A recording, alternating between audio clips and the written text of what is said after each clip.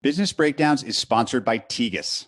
We created Business Breakdowns to uncover the lessons and frameworks behind every business, and that's what makes Tegus our perfect launch partner. Much of the foundational prep for these episodes gets started with research powered by Tegus. With Tegus, you can learn about any public or private company directly from former execs, customers, and industry experts, all of whom are in a position to offer unique insights into a company's growth, its customer value, and its competition. What makes Tegus different is that you don't have to lead your own expert calls. It offers instant access to the world's largest collection of investor-led call transcripts on companies like Coinbase, Hinge Health, and Farfetch. All you have to do is log in and you'll get instant access. Still want to do your own expert calls? Tegus also allows you access to experts for $300 a call, not the $1,000 or more that others charge. I can personally say that some of the most thoughtful investors in the world use Tegus and talk about it often. If you're ready to go deeper on any company and you appreciate the value of primary research, head to tegus.co/breakdowns for a free trial. That's tegus.co/breakdowns. This episode of Business Breakdowns is brought to you by Quarter. Quarter is quickly becoming the centralized tool for conference calls, investor presentations, transcripts, and earnings reports. With all of those features accessible straight from your pocket, Quarter's mission is to change the way that people look at investor relations and create a new bridge between companies and various stakeholders. With earnings season on the horizon, it's a great time to check out Quarter. Jump right into the Q&A of a conference call, access all of your company transcripts, and if you don't see a company you want covered, just request coverage directly from the app and Quarter will prioritize it. Quarter is 100% free and includes companies from 15 markets around the world. The product is now available for both iOS and Android, and stay tuned for additional features coming this year.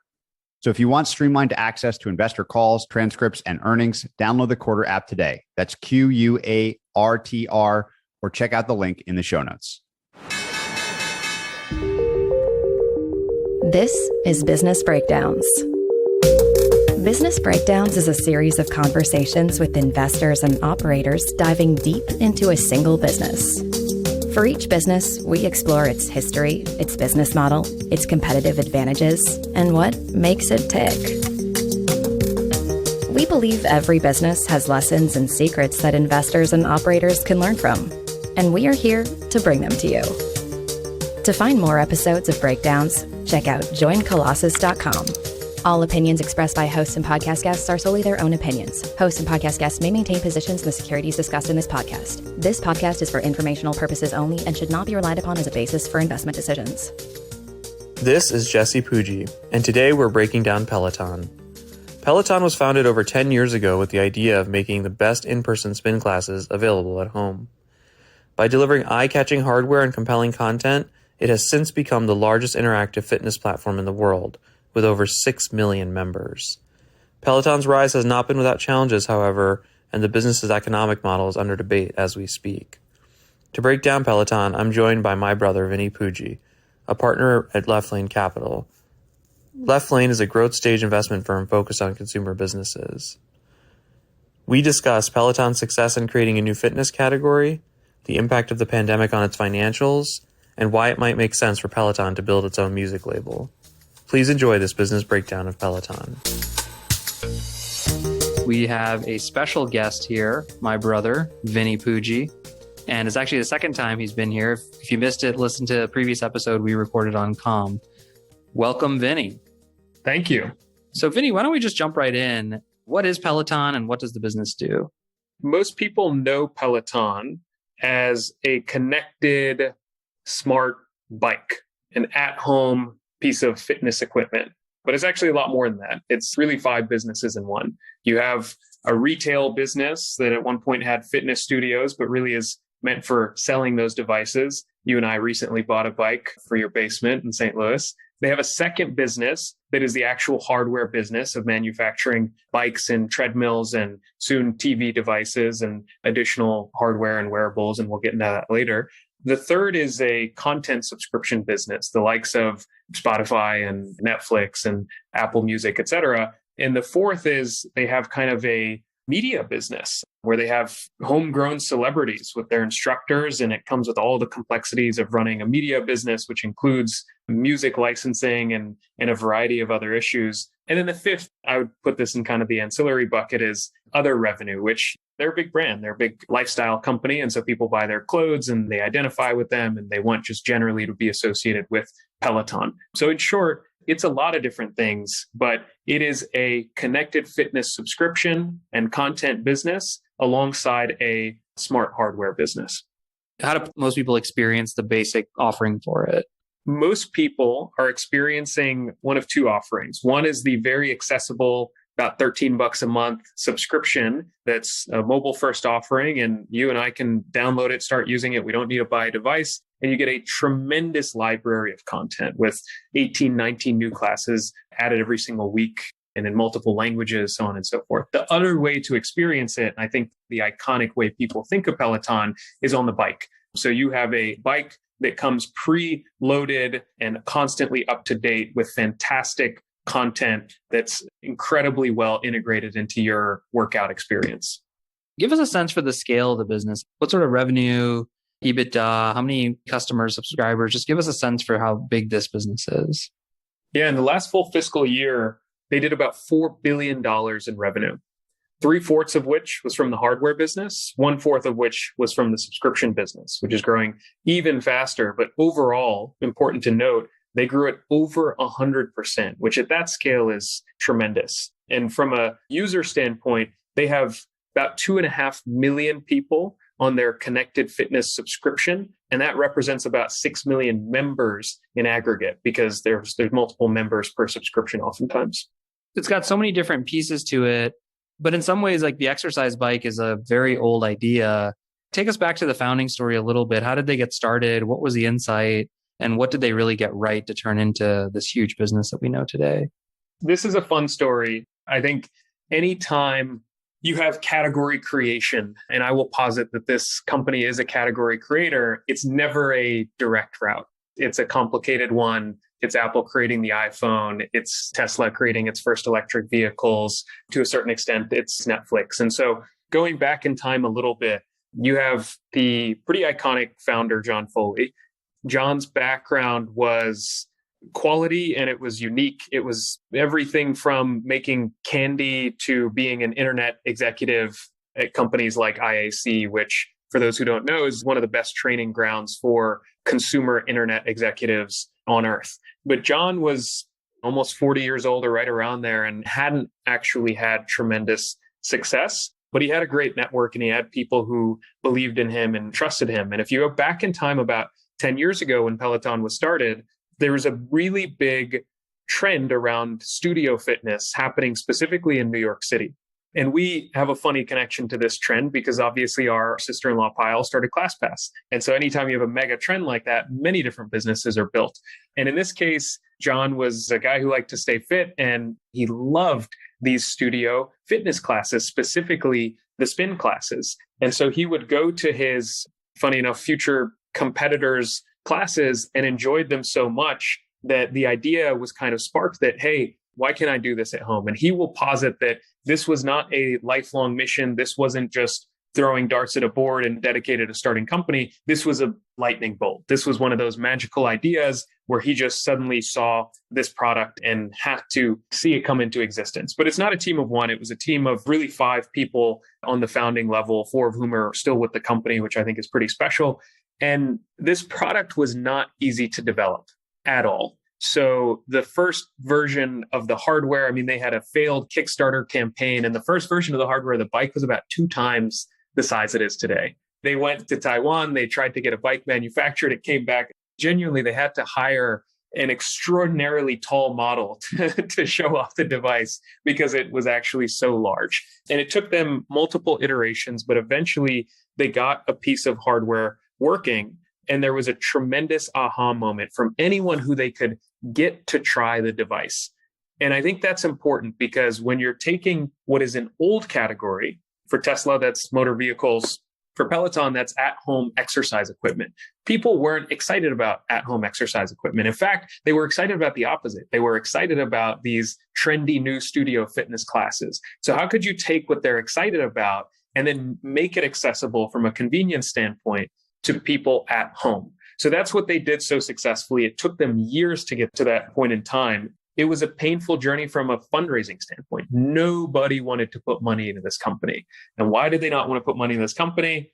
Well, it didn't exist. The category that they were investing in couldn't be traced with numbers. There was no quick Google for you to see the market size for connected fitness companies. And when you're creating a category, nobody believes you. If you're Uber creating this category, people say, well, the yellow cab market is only so big. Well, guess what? Uber's bigger than the entire yellow cab industry combined. And so that's what Peloton's still on the journey toward doing. Early on, again, I think the iconic thing you mentioned was the bike. What was the order of ops? You talked about 5 different businesses. When you think about the timeline, what did they start with? Then what did they build? Then what did they build to kind of build this multifaceted business that exists today? The bike came first. The hardware came first, but inherently in the Peloton experience, you need iconic instructors. And Peloton famously posted ads saying, we're looking for the 10 best instructors in the world. They attracted them and they kind of built them in-house. Today, they only have 51 instructors.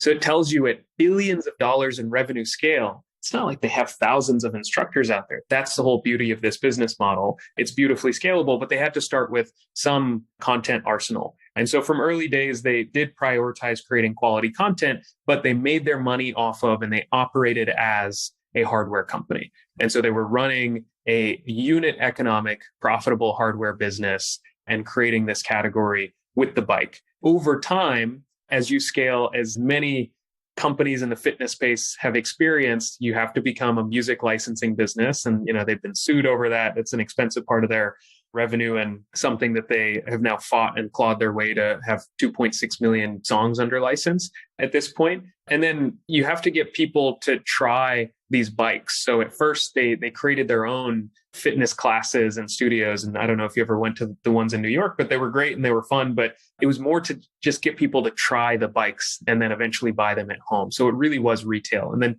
today they have a much more traditional form of retail where they have about 100 stores all over the country and increasingly all over the world to just get people to try this thing for 5 minutes because they believe if you try it, it's such a uniquely good experience, it'll change your mind. One last question about kind of how they came up. How did they do distribution in the early? I mean, if everyone had to try it, how did they actually sell these things? They sold it, as I mentioned, in person a little bit. They were really trying to sell it direct. And one of the issues with selling a big and somewhat complex piece of hardware direct is the supply chain doesn't necessarily exist and the delivery networks don't necessarily exist to get you your bike. So one level of complexity is just getting that bike made and delivered to you on time. But then that last mile of getting it to a customer and setting it up in their home and everything like that, they actually had to create a lot of that. During the early days, last mile distribution was a really significant problem. But with investment in distribution centers and last mile operation centers and training third-party distributors, they have alleviated those problems for the most part. And of course, every time there's a big spike in demand, like with the pandemic, it breaks it all and they have to rebuild it again. You mentioned earlier this example of Uber and taxi cabs. I'd love for you to zoom out actually a little bit and talk about the at-home fitness market, both in terms of what it was maybe pre-Peloton, as well as what it has evolved to become. For example, is Peloton bigger than the previous size of the entire at-home market? Like, give us a sense for some of those things and other things you're seeing in the category. The short answer is Peloton is not yet bigger than the entire market. And the entire market is a hard thing to put your finger on. The global fitness and wellness spend bucket is a $600 billion bucket. There's, of course, hundreds of millions of people, a few 100 million people specifically, that go to the gym globally. And so Peloton will tell you its market size is maybe 90 million people who are interested in or are good potential members of their ecosystem. But not all those 90 million people can actually afford a $2,000 bike. There are actually incumbents in this space who have greater revenues than Peloton, but they command much lower valuations. And the reason why is they're actually very, very traditional hardware manufacturers where If they have a good year and they sell a whole bunch of hardware, hopefully they make some good margin on it and the market values them really well because of it. But if they have a bad year, if they have a slowdown, if they have, frankly, what the market is experiencing right now in at-home fitness, they have no revenues because you're only as good as your last month of sales. In the case of Peloton, what they do have is a greater market size or market capitalization than any fitness company that's kind of come before or concurrently with them. Vinny, can you take us through the unit economics of Peloton's business? When we look at the unit economics, we should look at them from a year or so back, and then we should look at them today, because obviously what we've seen in the news and what we've seen in Peloton stock performance is they've changed. So how have they changed? If you look at Peloton about a year back, if you're selling on average, $1,500 hardware device at a 40% margin, you're making about $600. And in fact, they were actually making even more money and selling even higher AOVs, average order values, when you account for just the cash side of things. So they were making $600 plus bucks. Their acquisition cost had dropped from $600-700 pre-pandemic to about $200-300, maybe $400 in the middle of the pandemic, depending on the quarter. So these guys were actually making profit on the first purchase. And then, of course, as we've already discussed, they were attaching an ultra high margin, high retention subscription product. So here's a subscription product where you make $500 a year and you retain well over 90% of users every single year. So if you assume that those metrics get worse and they only have 5 years of average subscription length for a subscriber at $500 a year, that's about $2,500 of revenue. And if you assume they have about a 70% or so margin, you're looking at a business that's making an additional $1,700-1,800 on top of that profit versus a $400 acquisition cost. These guys were making $2,000 in gross profit. And so they had what I would call an instant day zero payback period and about a 5x lifetime value to CAC ratio, which is very much the North Star metric for a lot of consumer and consumer internet businesses. Now let's look at it today and let's look at why analysts have become so skeptical. We can get into this a bit more, but Peloton's management, when they were faced with a tough situation on the supply chain front, people were ordering bikes and they couldn't get them.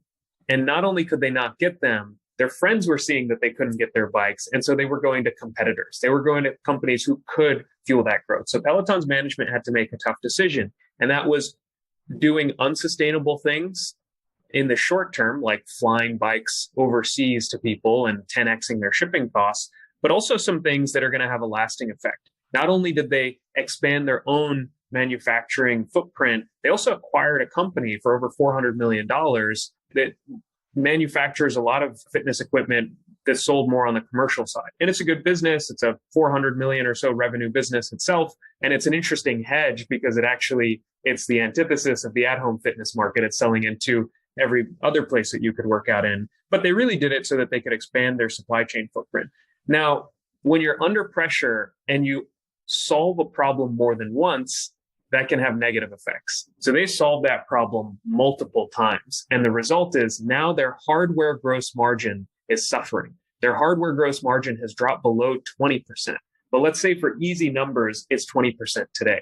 And they're also suffering from a fall in demand. Now, that's not a surprise. Years of demand was pulled forward with COVID. So now it's a bit harder to sell these bikes. And they've also penetrated deeper into the population. And when I say deeper, I mean into lower and lower socioeconomic stratas. And so now you have households who make less than $100K a year buying a $1,500 exercise bike. Well, they're going to need some help. And so that means they're going to need a discount, financing, et cetera, et cetera. So suddenly Peloton's only going to be making, let's say for round numbers, 20% on a $1,500 product. So they're going to make $300.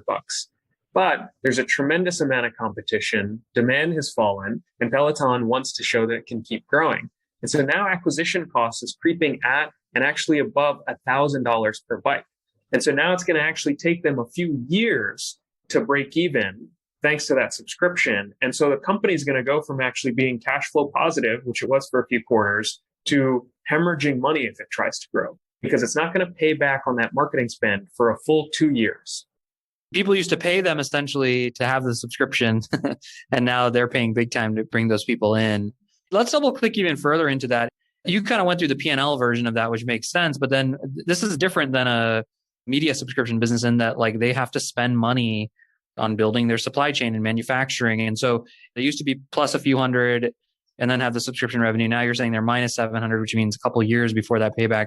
Are there cash costs associated with each bike they're selling right now and bike production and other things that are also pulling on their cash flow?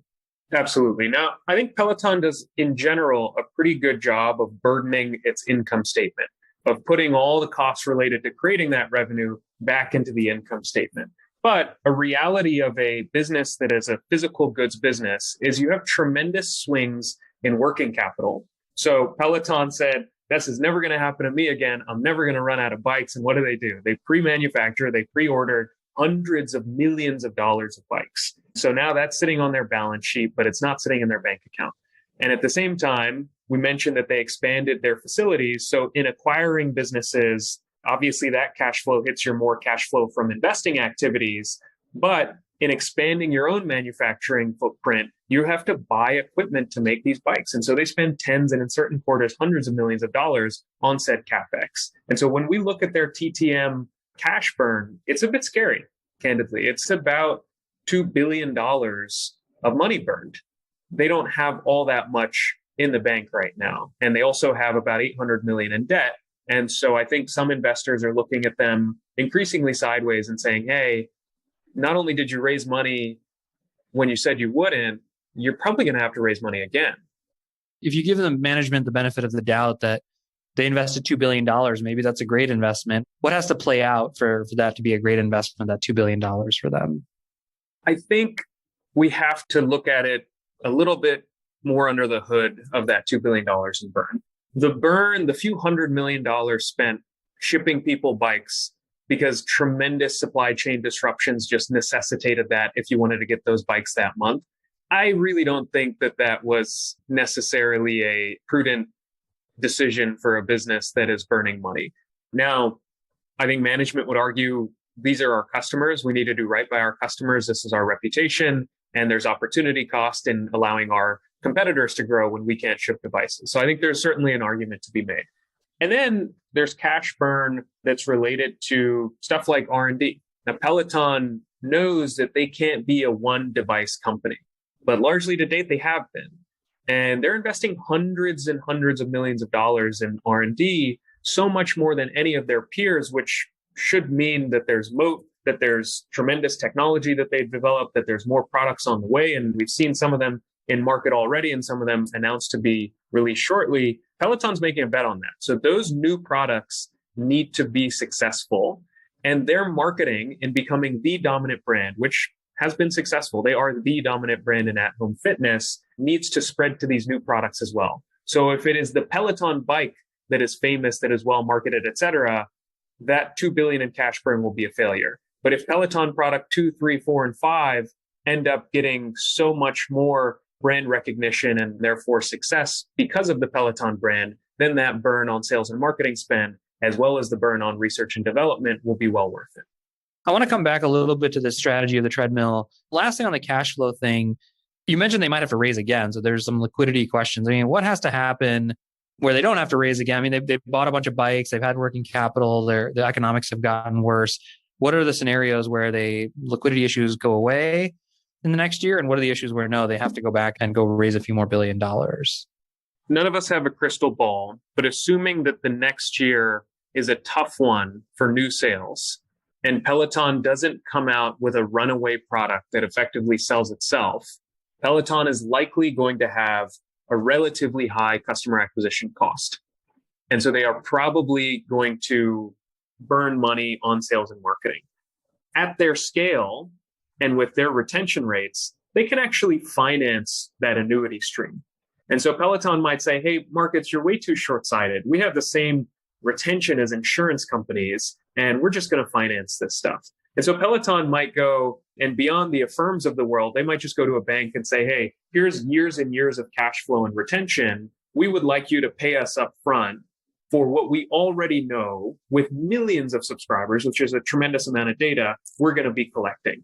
And so they can solve their cash flow problem through financial engineering. Through operations, given the hit in their hardware gross margin, it's going to be near impossible for them in the next year or two to turn a profit. Going back now, you were talking about the strategy of investing in new products and new things. I bought a treadmill, a Peloton treadmill over the holidays. And have you used it? My wife has used it many times. I have not. Is it working? Are they selling? We'll see what this past quarter looks like pretty shortly. Historically speaking, the short answer is not really. They're not really moving the needle for Peloton quite yet. A lot more exciting than treads for their current P&L is actually international growth. So if I look at two vectors where they can grow quite a bit on the hardware business side, one is new devices and one is geographic expansion, I see the latter showing a lot more signs of success and still growing at 100% a year, et cetera, et cetera. I'm not seeing the success out of tread yet. Now, with the caveat of we haven't seen this quarter sales and tread has had numerous setbacks, so it hasn't been a level playing field necessarily. When I signed up for my treadmill, one thing they do is they give you this mobile app as a part of your subscription. They sell that mobile app on a standalone basis for $13 or something. I mean, that's a extremely asset light, potentially high margin, is there any thought on doubling down or tripling down on that approach? So that's what Peloton has been positioning for the past few years, and it's starting to become a lot more believable. So if we look at connected fitness subscribers, that means subscribers like you who have a hardware device, you're doing over 40% non-bike related activities already. And if we look at people who are only on the digital subscription, which is what you just described for $13 a month, they're doing majority non-bike related things, have nothing to do with the hardware that you have in your home. And so Peloton has seen that the caliber of their content is fantastic. I'm, by the way, a user of their content, and I think it is fantastic and better than all their peers.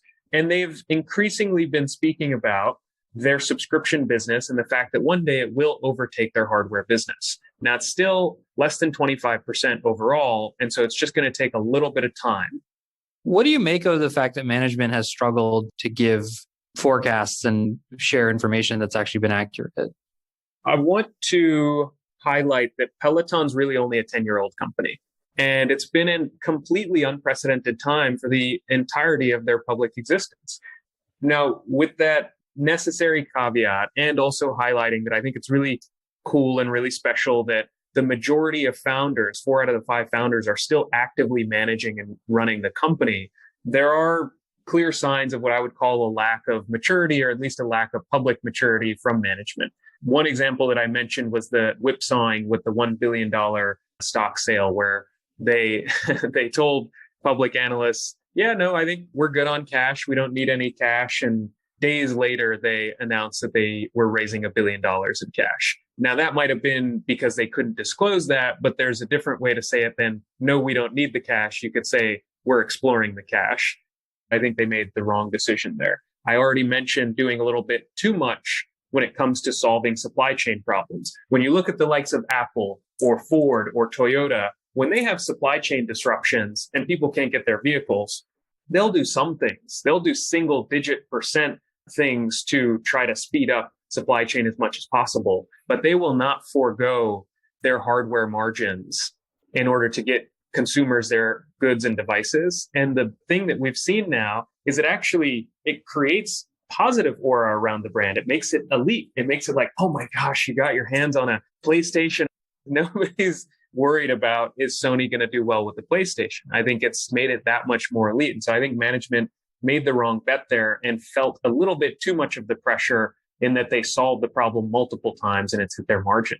And then another example is in October of last year, October 17th, Peloton announces 3,000 to 5,000 new hires, increasing their workforce by 50, 60% just in the coming year or so. A couple weeks later, they announced a hiring freeze. And so you're really seeing a lot of odd whipsawing. And when you have that all paired with a reputation for having weak internal controls, investors and public or private markets alike are going to lose faith in you. And I think what we need to hope for from Peloton management is that they accept the fact that they've done the hard part. They've created a category. They really have. And they've defined a new sector, and they have a lot of fast followers, but they're still the clear number one by a mile. We need to hope for them that they can get out products 2, 3, and 4 that are going to be really successful for them, and probably add a couple of folks to the management team who can give public market investors a sense of stability. Because right now, their reactions and their gut are not well tuned to the investor base that they have, and it's been showing. Yeah, it reminds me a little bit of, there's a famous Steve Jobs and Macintosh story that in the first 10 years of Apple, they had tons of supply chain issues. And one of the reasons Tim Cook was famously hired and made Apple, and we take it for granted, is that he was just the master of the supply chain, and that Steve Jobs knew that he would put that aside at some point. How is competition? How does management deal with competition? I'm curious, you have a unique vantage point into the many people becoming the Peloton of X and fitness. So tell us a little bit about what you've seen out in the market, what's coming out there, and how is that affecting Peloton's business? Yeah, so we are, as a disclaimer, we're investors in a company called Fight Camp, and it is the leading boxing at-home fitness company. And they've raised about $80 million, but they have competitors more broadly in at-home fitness like Tonal that have raised $500 million. Obviously, Mirror was acquired for $500 million by Lululemon, but is a pretty large business at this point. Hydro, which is on the rowing side, has raised about $250 million, and so on and so forth. There's actually a huge amount of these players. Now, we're talking about tens and hundreds of millions. Peloton has billions on its balance sheet. So they are by far the 80-pound, 800-pound gorilla in the room. And even when we look at the incumbents, the Icons and the Nautiluses of the world, those businesses are multi-$100 million hardware businesses. So Peloton has the opportunity to dominate this market. Now, the problem is, as these other companies develop the at-home fitness market and they have interesting innovations, Peloton hasn't proven its ruthlessness. And when I say it's ruthlessness, I mean the Google, Microsoft, Apple ruthlessness of watching people play well, take some of the stuff that you built and iterate on it, and then either acquiring them rapidly or squashing them out of existence. They haven't demonstrated that to the market. So I think that will change. I think that they will introduce a rowing product into the market. We've seen them introduce some boxing related content. I don't think that they're going to be competing directly with Fight Camp in that way, but would really like to see how management evolves their M&A strategy to take advantage of some of the upside instead of just acquiring players in more the supply chain. And to be fair to them, they've acquired a company called Otari that makes interactive workout mats. They've acquired a company called Atlas Wearables that's a smart watch maker, and they are boasting an interesting product pipeline. Let's see if it comes to fruition. Beachbody, for example, bought an exercise bike and other bikes. How do you think about the power of their brand versus the power of their product, their network? Like, how do they compete in those things when they're so much cheaper and win? And what is it that's driving that? I think that in creating a category, implicitly, you are going to benefit upstarts and you are going to benefit incumbents in the market. I look to players like Tesla for examples here. So Tesla has companies that have basically never shipped a vehicle valued in the tens and hundreds of billions just because they look and smell like Tesla. And then, of course, you have incumbents like Ford's that are trading at all-time highs because of the success of their electric vehicles. So when a category is created, it will create actually quite a few winners, especially if you're not a ruthless player yourself. And Tesla and open sourcing so much of its technology, I would argue, is not ruthless at all. Peloton, when you survey people who have at-home fitness devices and people who are interested in at-home fitness devices in the United States, they are by far and away the name that everybody says. So it's not 20% or 30%. It doesn't look like they're 12% overall market share in at-home fitness. It's 60, 70, 80%, the numbers that come back as far as, yes, I'm planning on getting a Peloton, or I have a Peloton, or et cetera, et cetera. So I do think that they have dominated the airwaves. There was NordicTrack and Bowflex, and you remember late night commercials. So it's not like they're the first one. I mean, those guys notoriously dealt with these boom and bust cycles where they'd grow and then they'd decline and never became sort of as big or meaningful as Peloton. Is Peloton different than that, or are you going to deal with the same things? What's your perspective on that? Let's talk about market size and growth, and then let's talk about Peloton's business model. So on the market size and growth, typically things like at-home fitness really just take big hits when the economy takes a big hit. When people are feeling kind of rich, they go, you know what, I'm going to spend $1,000 or I'm going to spend $2,000 on this thing. It's cool and it'll look good next to my nice new car in the garage. And when the economy takes a hit like it did in 07, 08, at-home fitness sales fall. But in general, they actually climb every single year, both in the US and on a global level. Now, what's trendy, what's cool, certainly can change from time to time. And if we look at Nautilus that owns Bowflex, if we look at their sales pre-pandemic, they were falling.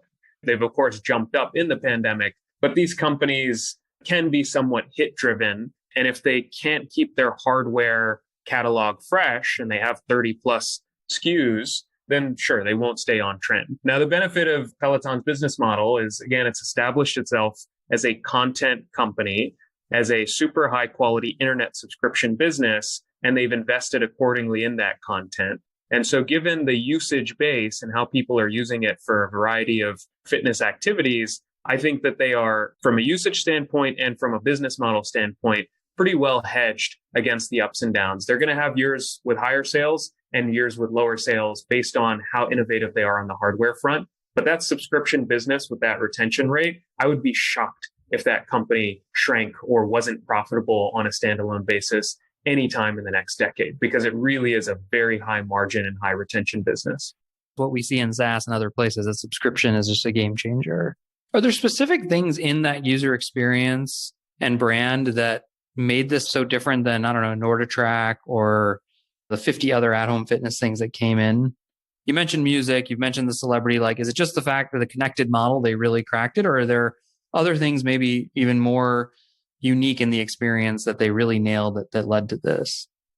I think it really is taking the highly engaging experience of being in a studio fitness class. That's everything from the lighting to, of course, the music and the instructor looking you in the eye and saying, get up off that bike. You can push a little bit harder, pick up that weight.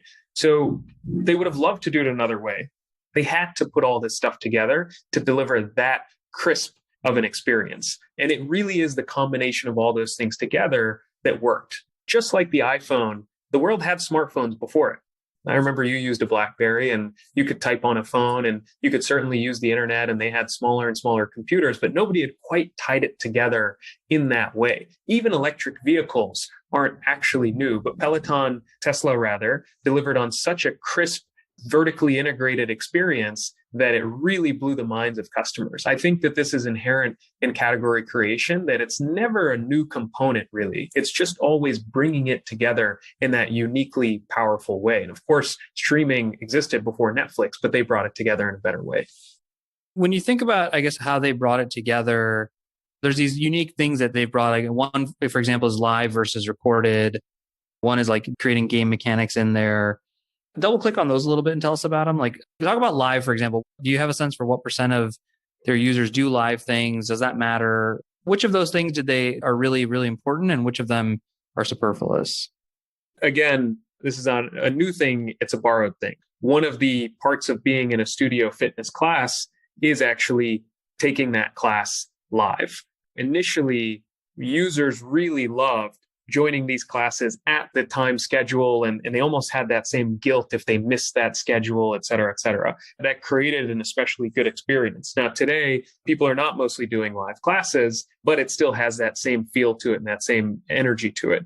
At the same time, the leaderboard, the competition, oh man, that's what we call a CAC hack. So people see their own performance. They compete with themselves, but they also compete with strangers in the room and friends who are potentially doing the same classes, whether it's at the same time or not. And they post it to social media and they text people and they talk trash. But that's something that John also borrowed, let's say, from the studio fitness experience. And I believe they were sued for borrowing it, but they created this leaderboard and community effect. And now when you go into the app, you can see complete strangers doing the same pre-recorded workout as you, but at the same time. And so it does kind of create a nice thing of, oh man, 10 other people are meditating with me, right? Or other people are doing shadow boxing with me, which is a new module that they just released today, actually. And more things like that.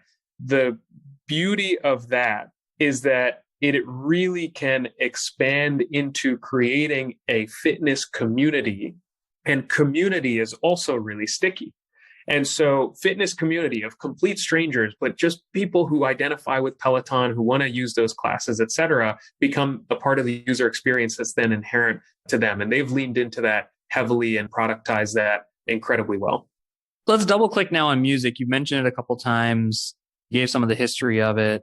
How does music play into their business? How are they managing it today? What do you think they're going to do in the future with music? Inherent in vertical integration and category creation, you tend to have to build almost everything yourself.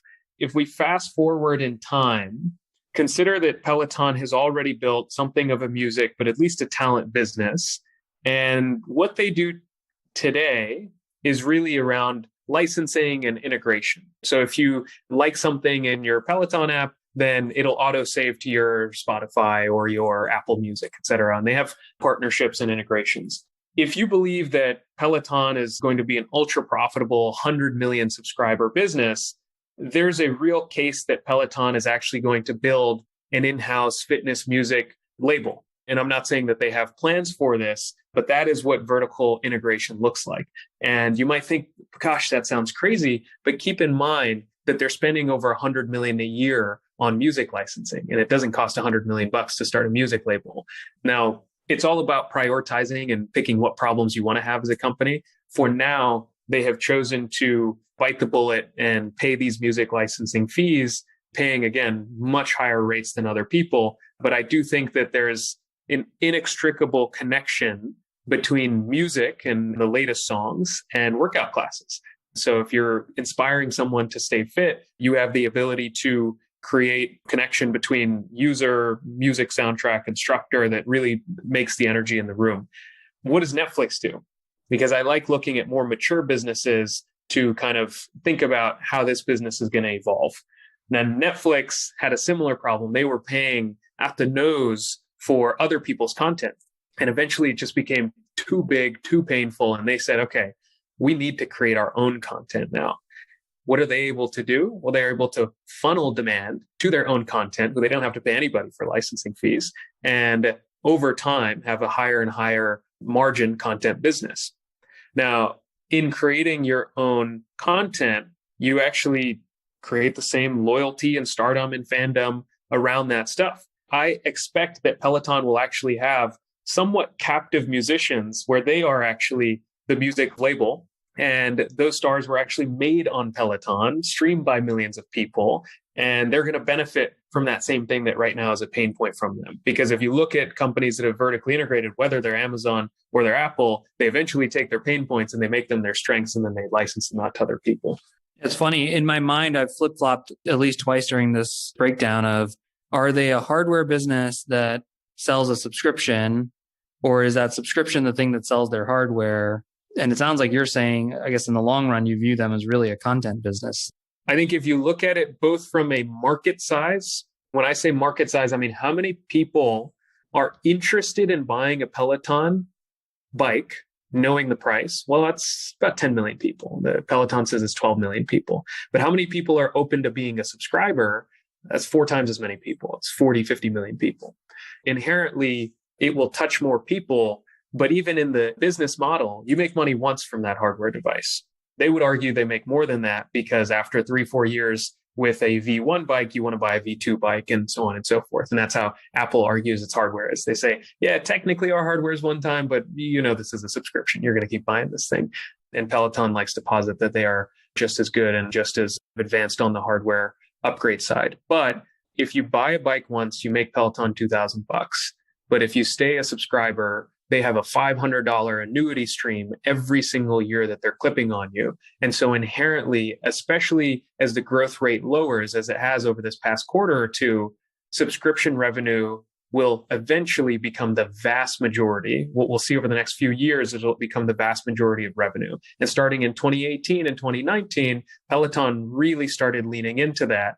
And if we look on a generous level, I would posit that they have almost 70% margins on that subscription business. And it's at about a $1.5 billion annual run rate.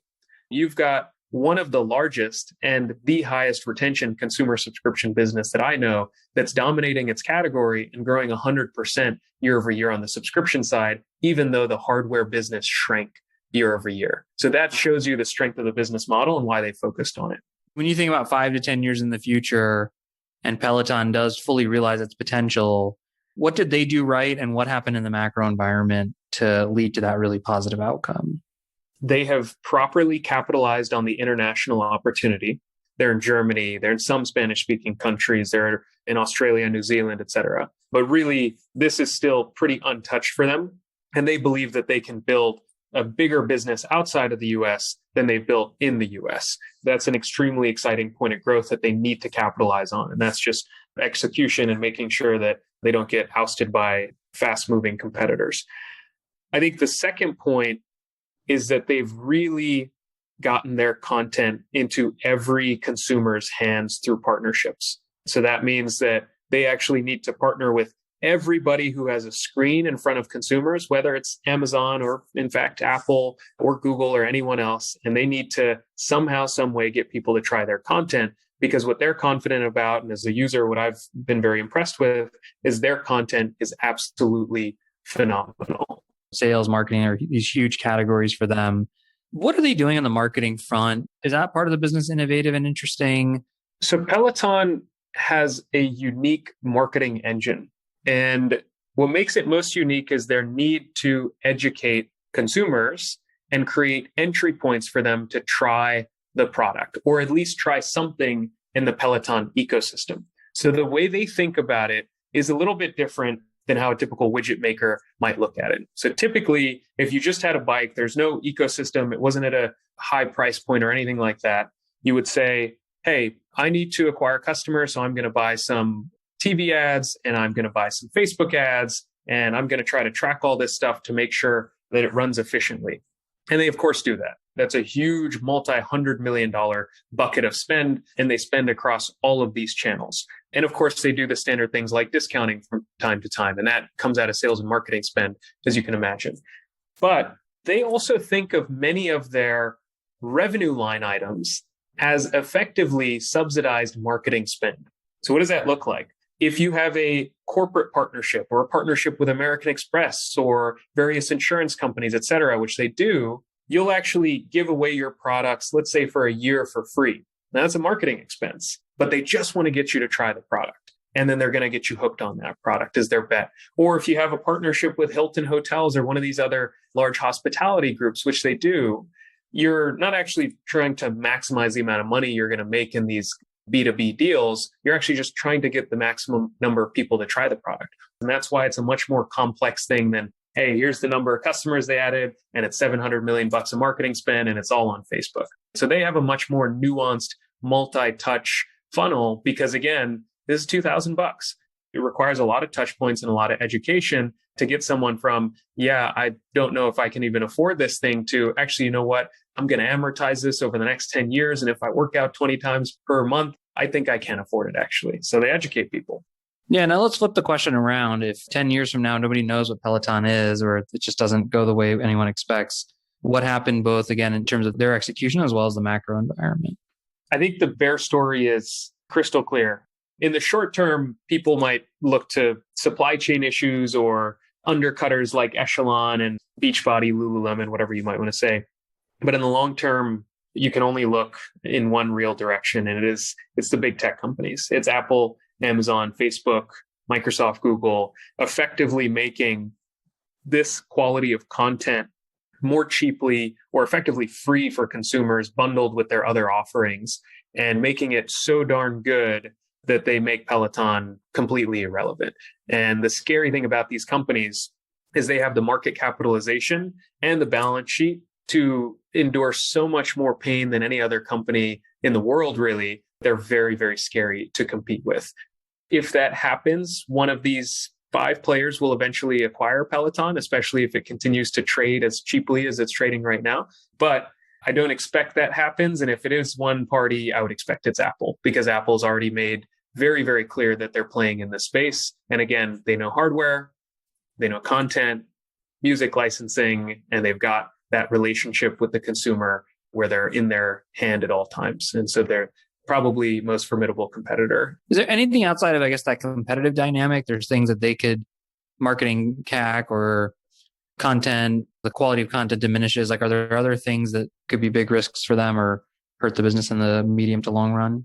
If you play out a midterm scenario where Peloton can't get another piece of hardware right, but they pour billions of dollars into developing new hardware that ultimately fails, they never really have success beyond the bike, but they've acquired their way into and built their way into billions of dollars of CapEx expenditure with facilities to create new hardware or even just their bikes, they might genuinely, from a business standpoint, make themselves irrelevant. So if you overinvest in supply chain and shipping people, devices, et cetera, and your expectations are tenfold what your demand ultimately is, it'll impact your gross margins. You won't be able to afford to pay much to acquire customers. So then your business will start shrinking. And then the last straw for them will ultimately be this content and subscription business. And if, of course, the quality of the content goes away, or more likely, Apple or some other competitor hires away their 10 most popular instructors out of their 50 and recreates better or more interactive or more engaging content, then eventually people will say, gosh, Peloton used to have great content, and that's why I was loyal to them for 10 years. But now XYZ company is actually providing much better content at a cheaper price. So why would I stick around? Would you stick around with Netflix if they stop producing new shows? No, probably not. That's why they have to stay on the ball. So these are not businesses that are easy to operate at all, and execution risk is absolutely there. If they're going to be a content business, they really have to get great at content or continue to be great at content, especially in a more and more crowded space. This has been really interesting, Vinny. Let's kind of go to the last few questions here. There's always three we ask. What do entrepreneurs or executives, what can they learn from this story? I think it's twofold. I think it's persistence. And when I say persistence, I mean, it really took John years to raise that first, what I would call batch of capital. And the first time he raised capital, it was at less than a $2 million valuation. It's not like this was a fun journey for him. And I've heard him pitch multiple times, and he pitched his heart out, and he got no's from 400 institutional investors who just kind of said, I have no idea what you're talking about. Why would someone pay $2,000 for a bike? I can just pay $40 every time I want to work out. It doesn't make sense to me. And especially when you are creating a category, you are just going to get a whole lot of no's. The second bit of advice would be, your business is not what you imagine it to be or the most glamorous or sexy part of the business. It is around, how do your customers perceive value? The beauty of businesses like Peloton or like Netflix is they can actually track this very closely. Netflix actually sees, well, what made you stop your scrolling? What made you click? How many minutes did you watch that show for? What time did you watch it? Did you binge it, et cetera? And then did the customers who watched that show retain better ultimately than the customers who watched another show? Peloton has all that same data, but the beauty of internet companies and most startup entrepreneurs building tech companies is you have a tremendous amount of data and insights into what you're building. If you listen and if you look at the data, your customers will tell you where they perceive value, and you can use that as your roadmap for what you build. And I think they've done a good job of doing that. And a lot of companies that are in their peer group have done a great job of doing that. For people who want to learn more about connected fitness, the Peloton story, where would you guide them to go? The beauty of this is it doesn't need to be an academic exercise. I actually think the best way to study this is to experience it as a consumer. But then, of course, to go back and look at, okay, what did actually Netflix do? What did the cable companies do, et cetera, if you want to see into the future? Because anytime we look at these new business types, they're not actually new business models. So if you want to see what a consumer subscription company is going to do, go back in time and look at what the cable companies did. They saturated their markets. They had incredibly high retention. And so they introduced pay-per-view and premium content and a variety of bundling and cross-sell and upsell, et cetera.